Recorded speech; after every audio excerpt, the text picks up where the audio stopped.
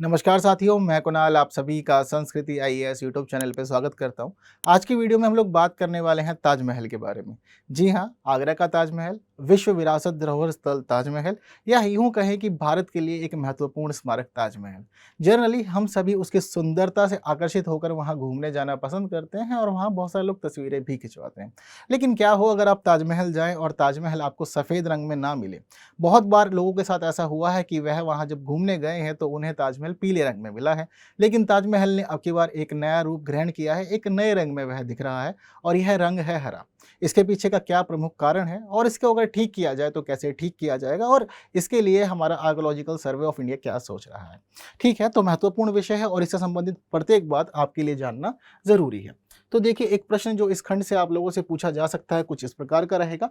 तो इसके लिए कुछ नहीं करना, यदि आप लोग पहले ही जानते हैं तो जल्दी से आंसर कमेंट कर दीजिए। यदि नहीं जानते तो पूरा वीडियो आपके लिए बहुत खास रहेगा, इसलिए अंत तक जरूर देखिएगा। चलिए, अभी की क्या स्थिति है कि ताजमहल की जो सफ़ेद दीवारें हैं उनके ऊपर कहीं कहीं पे भूरे और अधिकांश रूप से हरे रंग के अनेक धब्बे दिखाई दे रहे हैं और ये धब्बे ना बहुत ही ज़्यादा बड़े बड़े हैं, है ना। ऐसी स्थिति हो गई है कि ताजमहल की सुंदरता अब खराब होती जा रही है और अलग अलग दीवारों के ऊपर इसके हरे हरे रंग के पैचेस दिखाई दे रहे हैं। हालांकि ताजमहल और इसके आसपास वाले क्षेत्रों में या पूरे उत्तर प्रदेश में जिस प्रकार का चलन है, तो जुबा केसरी की स्थिति में यह लाल हो जाना चाहिए था, पर हरा हो रहा है।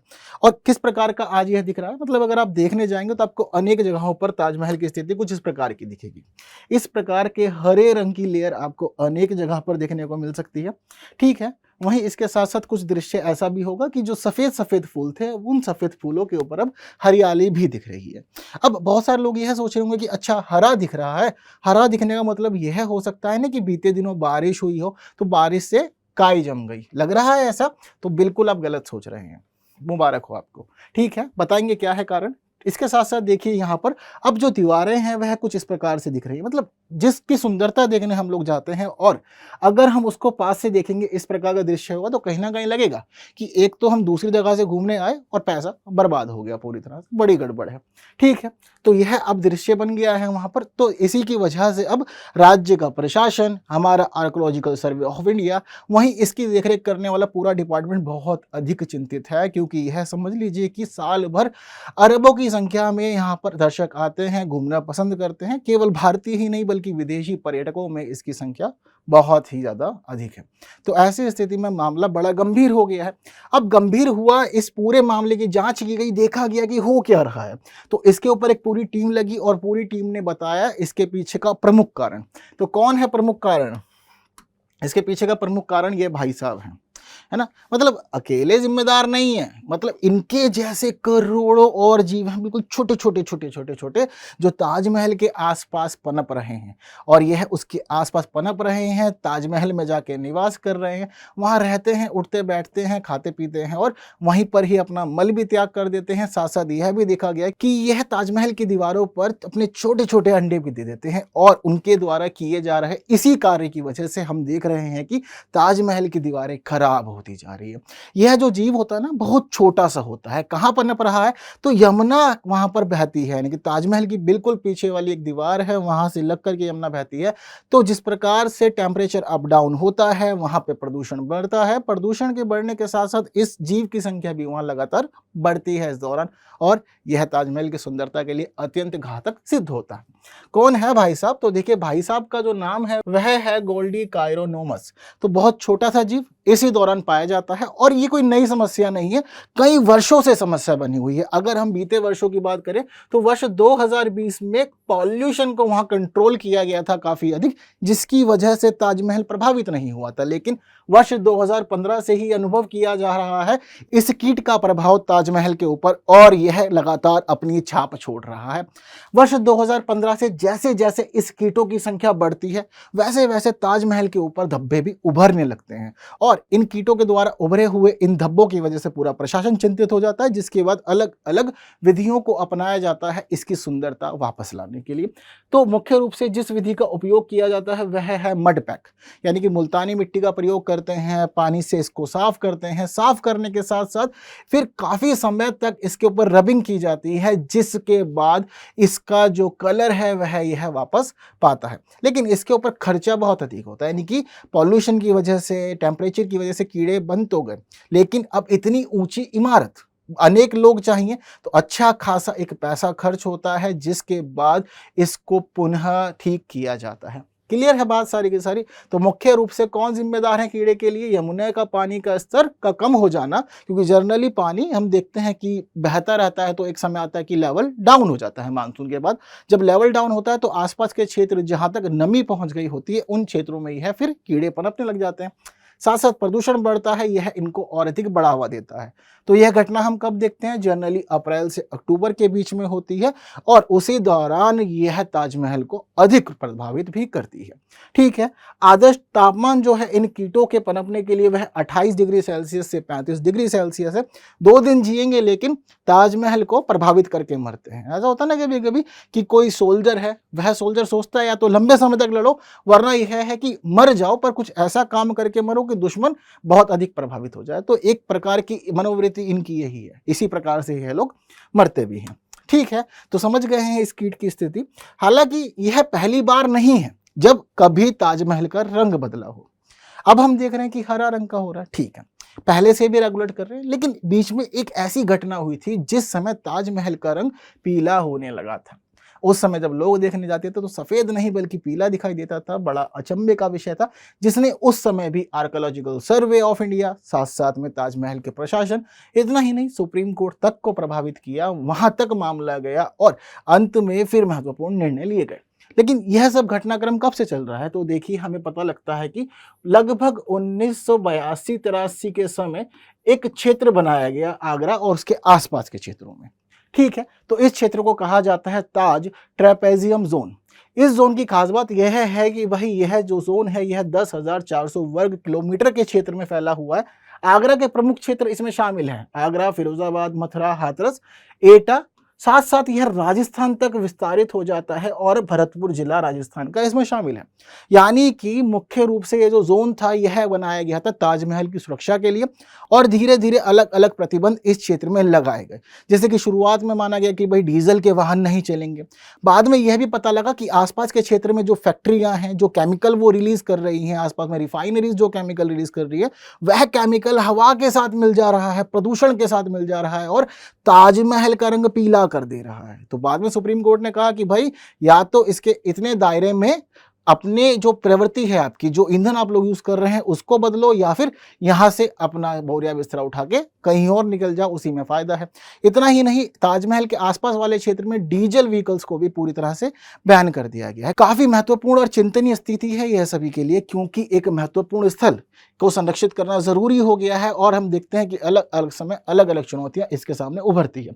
तो यह जो ताज ट्रेपेजियम जोन है, इससे जुड़े हुए अनेक प्रश्न कई बार परीक्षा में पूछे गए। तो आप लोग को ध्यान रखना है कि पहली बात तो सिर्फ यह आगरा तक या फिर उत्तर प्रदेश तक सीमित नहीं है, आसपास के कुछ क्षेत्र भी इसमें शामिल है।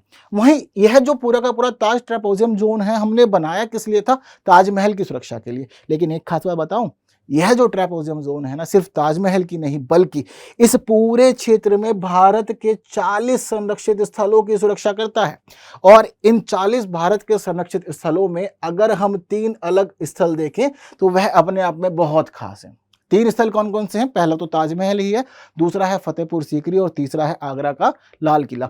यह तीनों वो स्थल हैं जो आज के समय में विश्व विरासत धरोहर स्थल है। तो ताजमहल सिर्फ अपनी ही सुरक्षा नहीं कर रहा बल्कि अपने साथ में 2 और विश्व विरासत धरोहर स्थलों की सुरक्षा कर रहा है, साथ साथ पूरे के पूरे इस क्षेत्र के अंदर पाए जाने वाले 40 संरक्षित स्थलों की सुरक्षा भी प्रदान कर रहा है। यह इसकी खास बात है। और क्या क्या है इससे जुड़ी हुई बातें? तो देखिए, यह जो ताज ट्रेपेजियम जोन है, इससे ही जुड़े हुए कुछ मामले चले, जैसे कि एक खास मामला है MC मेहता मामला। प्रदूषणकारी उद्योगों की वजह से ही पूरा मामला सुप्रीम कोर्ट गया था, क्योंकि पीलापन बढ़ रहा था ताजमहल का। तो ताजमहल को पीलापन को ठीक किया गया, लेकिन उद्योगों को बोला कि भाई या तो ईंधन बदलो या फिर अपना स्थान। ठीक है, इतना ही नहीं, वर्ष 1996 में जब यह जजमेंट आया था तो इसमें बताया कि आगरा में अब डीजल वाहन नहीं चलेंगे, साथ साथ डीजल वाहन से चलने वाली जो मशीनें हैं वो भी नहीं चलेगी। ताज ट्रेपेजियम जोन के अंदर आप कोयला से चलने वाले उद्योगों का इस्तेमाल नहीं करेंगे, तो ऐसा कोई भी उद्योग नहीं चलेगा जो कोयले का इस्तेमाल करता हो। साथ साथ इस क्षेत्र में 292 उद्योगों के लिए यह खास निर्देश जारी किया गया था, स्थानांतरण का या फिर ईंधन परिवर्तन का। तो महत्वपूर्ण निर्णय था। वहीं एक स्थिति खास यह भी देखी गई कि ताज ट्रेपेजियम जोन बनाने करा दिया गया है। लेकिन इसकी स्थिति को निर्धारित करने के लिए, इससे संबंधित निर्णय लेने के लिए या पूरे मामले की निगरानी के लिए कोई बोर्ड नहीं था, प्राधिकरण नहीं था, कोई बॉडी नहीं थी जो इससे जुड़े हुए मामलों की देखरेख करे और यह अनुभव करे कि क्या जो निर्णय लिए गए हैं वो सही जा रहे हैं या गलत। तो इसी सब मामलों की जांच पड़ताल करते हुए, चीज़ों को सोचते समझते हुए महसूस हुआ कि एक बॉडी होनी चाहिए। बॉडी कब आई हमारे सामने? 1998 में हम देखते हैं कि एक बॉडी बनाई गई जिसको नाम दिया गया ताज ट्रेपेजियम जोन प्राधिकरण। उसके बाद से हम देखते हैं कि 1998 से यह बॉडी इस पूरे क्षेत्र को संभाल रही है और अलग अलग जो भी सुझाव होते हैं इसके लिए प्रस्तुत करती है और देखती है कि किस निर्णय से या किस डिसीजन से कितना अधिक प्रभाव इस क्षेत्र में पड़ा हुआ है, कितना अधिक लाभ हुआ है। तो यह भी ध्यान रखिएगा कि ये जो प्राधिकरण है, इस प्राधिकरण की स्थापना पर्यावरण संरक्षण अधिनियम 1986 के तहत की गई है। देख रहे हैं ना, एक टॉपिक किसी एक क्षेत्र से, किसी एक स्थान से संबंधित तो होता है, पर हमारे लिए कितने सारे डायमेंशंस लिए होता है। और यही खास बात होती है आपके मेंस के आंसर की कि आप उसको कितने डायमेंशन से जोड़ दे रहे हैं, कितने अनेक पहलू आप बता रहे हैं, कितना अधिक विस्तार आप कम शब्दों में उसको दे रहे हैं। तो इस प्रकार का ही एक विस्तार अपनी परीक्षा में आंसर को देना ना भूलिएगा, एग्जामिनर को भी अच्छा लगेगा और अंक भी आपको अच्छे मिलेंगे। ठीक है, इसके साथ साथ ही आपको यह बात भी ध्यान रखनी है कि भाई अब पूरे के पूरे आगरा में और उसके आसपास वाले क्षेत्रों में पॉल्यूशन को भी कंट्रोल किया जा रहा है, क्योंकि बहुत अधिक प्रभाव डालता है ये। ठीक है, तो अभी वर्तमान में जिस विधि का उपयोग किया जाता है ताजमहल की सुरक्षा के लिए, इसके रंग को वापस लाने के लिए, उसको कहा जाता है मड पैक विधि। और ऐसा नहीं है कि अभी ही हम कर रहे हैं, क्योंकि अभी जो हरापन आया है उसको ठीक करने के लिए ही मड पैक का यूज कर रहे हैं, लेकिन इससे पहले वर्ष 1994 में, 2001 में, 2008 में, 2014 में और 19 में मड पैक विधि का पहले भी उपयोग किया जा चुका है और उससे इसका रंग ठीक हुआ है। बट अभी कोई ऐसी विधि जो लंबे समय तक पूरे क्षेत्र को प्रभावित होने से रोके, ऐसा नहीं कोई उपाय आया है हाथ में। तो जरूरी है कि उस तरफ सोचा जाए, हालांकि टीम लगी हुई है बट अभी कुछ सटीक नहीं मिल रहा है। ठीक है, तो समाधान क्या क्या हो सकते हैं उसके ऊपर काम चल रहा है। अभी जो ये हरापन है उसको ठीक कर रहे हैं एक आशुद्ध जल के माध्यम से, यानी कि शुद्ध पानी लाया जा रहा है। पहले शुद्ध पानी से पोंछ रहे हैं, उसके बाद फिर सूती कपड़े से उस क्षेत्र को रगड़ा जा रहा है जहां पर यह हरापन देखने को मिल रहा है। ठीक है, इसके साथ साथ ही अब यह भी सुझाव आया है कि यमुना का जल प्रभाव को बढ़ाया जाए, जिससे कि ये कीड़े आसपास में ना पनप सके, वहीं साथ साथ इस नदी को प्रदूषित होने से बचाया जाए। यदि यह सब उपाय हो जाते हैं तो उम्मीद है कि यह कीड़े आसपास में नहीं पनपेंगे और ताजमहल को प्रभावित भी नहीं करेंगे।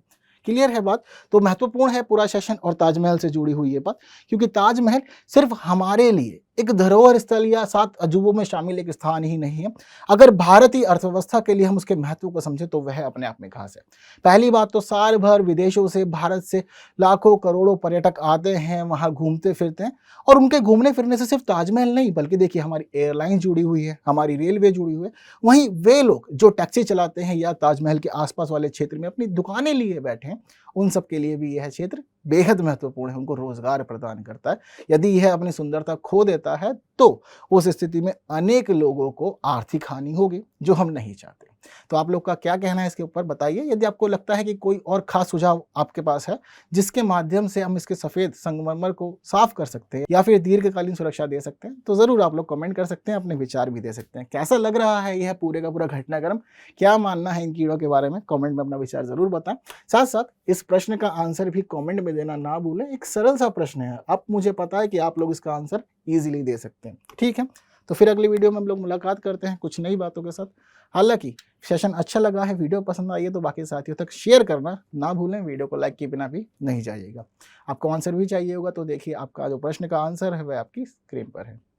उम्मीद करता हूँ आप सबका आंसर ठीक रहा होगा। अगली वीडियो में कुछ नए विषयों के साथ फिर मुलाकात होगी, तब तक के लिए विदा दीजिए। Thank you so much.